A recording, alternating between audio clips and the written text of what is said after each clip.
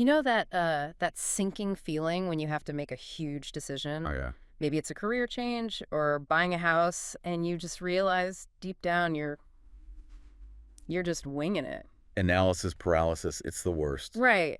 And you're looking for a sign, asking friends who, let's be honest, don't know any more than you do. It just feels sloppy. Well, it feels sloppy because it is sloppy. Yeah. And you're not alone in that. Most of us are just running on, gut instinct and emotion. Exactly. So imagine if you didn't have to wing it. Imagine if you had a machine, a literal blueprint you could plug that life decision into, and it would spit out the optimal answer. And that is pretty much the promise of the source material we're covering today. We are doing a deep dive into Principles for Success by Ray Dalio, And we should probably set the stage here because Dalio isn't some, self-help guru. He founded Bridgewater Associates. which is only the world's largest hedge fund. We're talking about managing, what, $150 billion? Something like that, yeah. Yeah. And he runs it Yeah. differently. Oh, I've read about this place. It sounds intense. They record every single meeting. They rate each other on iPads in real time. They do. It's what he calls radical transparency. Some people find it a little cult-like. I can see that. But the mission for our deep dive today is to figure out why. We want to decode how he turned a series of frankly painful failures into a system for success. And a system that anyone can use. You don't need to manage billions of dollars. I want the cheat code from my regular life. So let's start the very beginning. In Dalio's world, what even is a principle? It's a great question. Yeah. At its simplest, Dalio says principles are just fundamental truths that serve as foundations for behavior. Okay, so rules. Sort of. Huh. Think of them more like a compass. A compass. Right. A compass doesn't tell you, watch out for that rock. It just points north. It gives you a reliable direction no matter what the terrain looks like. So if I'm in a conflict with a coworker or I made a bad investment. Exactly. Those situations repeat themselves.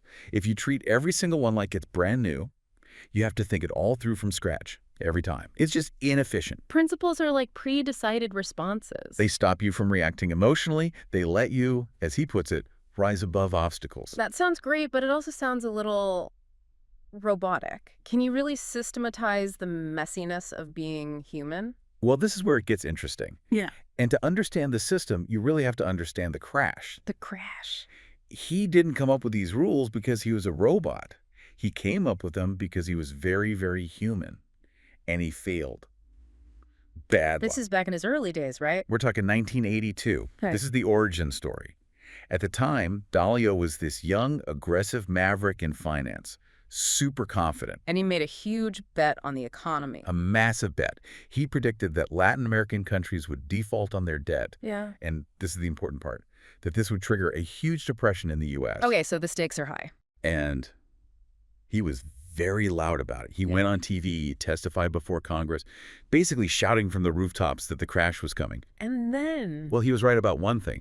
Latin America did default. So he was right. He was. But he was dead wrong about the market reaction. Yeah. The U.S. economy didn't crash. The Fed stepped in, and the market just boomed. Huh. It was the start of an 18-year bull run. Oh, no. It wasn't just an oops. He lost everything. His clients' money. He had to fire his entire team. People he saw as family. Yeah. He was so broke he had to borrow $4,000 from his dad just to pay his bills. Wow. The Right. humiliation of that. I mean, most people would just quit, go hide in a cave. And that's the pivot point. He didn't quit. He sat in the middle of all that wreckage, and he asked a very specific question. Not, why was I so unlucky? What? How can I be so right and yet so wrong? That's a subtle shift, but it's a huge one. It's everything. Hmm. He realized his own arrogance, what he calls the ego barrier, had blinded him. He was looking for evidence that he was right, instead of genuinely asking, how do I know I'm right? So he needed a way to protect himself from himself. Precisely. He started treating his life like a machine, an input, a process, an output, and he started writing down rules. Every time he messed up, he wrote down the lesson so he wouldn't make the same mistake twice. And those rules became the principles. That's how the system was born, out of failure. Okay, so that brings us to the fuel for that machine. And this is the part of the book where I started to get a little nervous. Radical truth and radical transparency. Right. This is usually the sticking point for people. I can see why. I mean, he's talking about an environment where you don't just think negative things about your colleagues' ideas. You say them. You say them to their face. Isn't that just being a jerk? Social niceties exist for a reason, right? And Dalio would argue that in a work setting, that kind of politeness is actually a form of selfishness. Whoa, hold on. How's being polite selfish? Because you're prioritizing your own comfort over the other person's growth. Think about it. If your friend has a giant piece of spinach in their teeth, and you don't tell them because it feels awkward for you. Ugh, the worst betrayal. Right, you're letting them walk around looking foolish so you don't have to feel uncomfortable for 2 seconds. He applies that same logic to performance.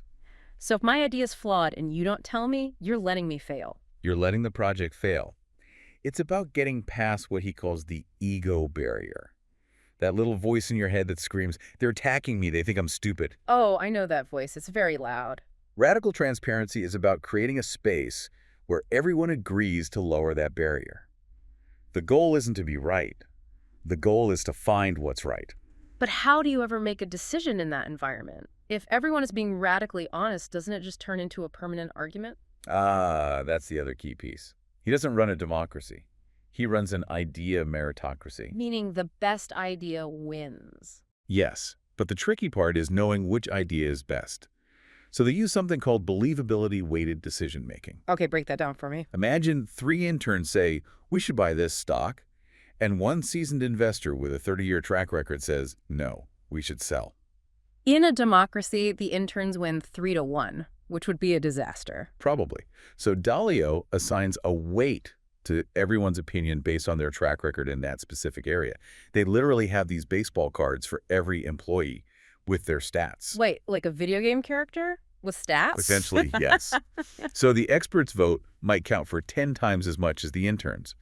But, and this is the key, if the intern has a really solid, logical argument, they can still sway the expert. It's not about rank, it's about believability. That makes so much sense mathematically, but man, that has to be brutal for the ego.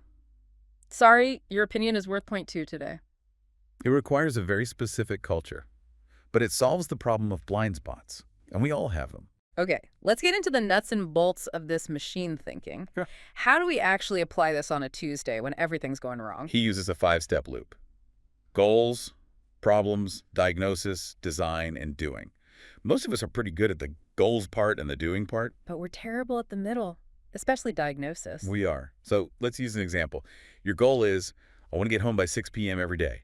But the problem is, you've been leaving the office at 7:30. The story of my life. Right, so the normal emotional reaction is to blame something immediate. I just need to work harder. Or, my boss is a tyrant. Or I just feel guilty, promise myself I'll do better tomorrow, and then fail again. Which changes nothing. Dalio says, stop. Diagnose the machine. Use the 5 whys. The toddler technique. It is. You just keep asking why. So, Why did you stay late? At a last-minute report. Why? The data wasn't ready until 5 p.m. Why wasn't it ready? Because we didn't ask the client for it until noon. I see where this is going. One more. Why did you ask at noon? Because we don't have a standard checklist for client onboarding.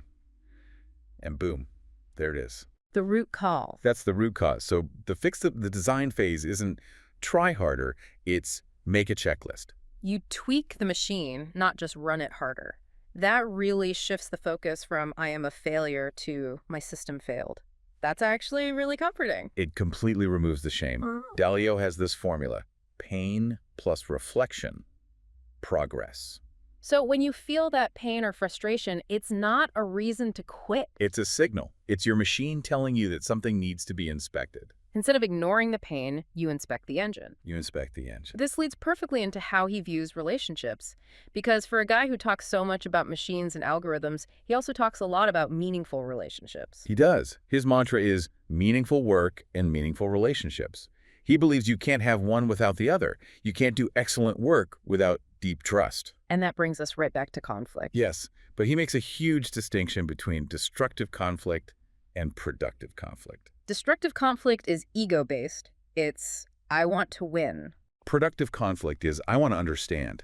It's about finding the best answer together, not proving you're the smartest person in the room. It sounds like you have to be willing to be wrong. You had to be delighted to be wrong. Think about it. If you're wrong and someone points it out, you've just learned something for free. You've just upgraded your machine. That's a huge win. I love that idea, but it's so hard to practice. Which brings me to the how.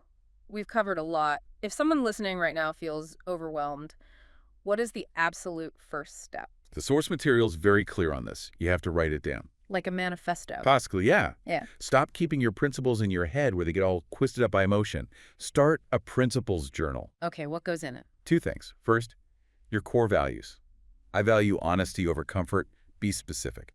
Second, use it for post-game analysis. After the crashes. Even the small ones. The next time you make a mistake, don't just get mad. Open the journal. Write down what happened. Ask why 5 times. And then write a new rule. A principle. Yeah. If this happens again, I will do this. Exactly. Over time, you build your own user manual for your life.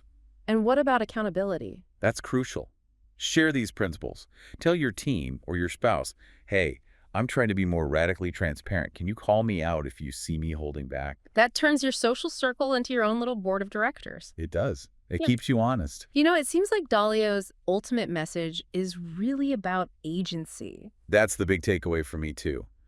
The world is chaotic. You Very can't true. control it. But you can control your principles. You can build that compass that works no matter what the weather is. You don't have to be a victim of circumstance. You can be the architect of your own system. I want to leave everyone with a final thought from the reading that really stuck with me. It's a question Dalio poses, and it's simple, but it's also kind of brutal. I think I know the one you mean. He asks, are you worried about looking good, or are you worried about achieving your goals? Because so often you can't actually do both. Right. If you want to look good, you hide your mistakes. You avoid the hard truths. But if you really want to achieve your goal, You have to be willing to look at the mess. you have to choose. Thanks for diving deep with us today. See you next time.